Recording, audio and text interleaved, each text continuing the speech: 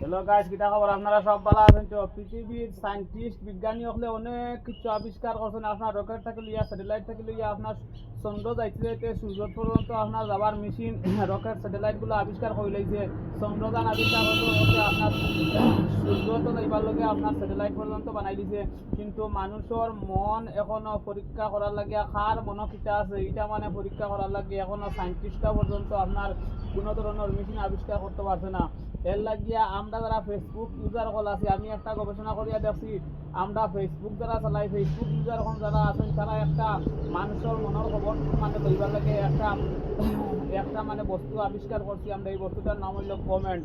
আপনি বেশি বেশি করে মানুষের কমেন্ট করবা, যারা আপনি চিনেন না তার আইডি গিয়া, তার প্রোফাইলে গিয়া, তার পেজে গিয়ে আপনি কমেন্ট করবা। যদি মানুষের মন আপনি কার মন কিতা আছে এটা যদি আপনি চাইন তার মন কিতা আছে, তার মনের খবর আপনি লইতা, তাহলে তার আইডি বা পেজে গিয়ে আপনি গঠনমূলক কমেন্ট করবা, রিপ্লাই কমেন্ট করবা, তাহলে দেখবা হে আপনার রিয়েকশন দিব। আপনার কমেন্টটা রিপ্লাই করি আপনারা যখন কমেন্ট করবো তখন আপনি বুঝবা তার মনও কিতা আছে।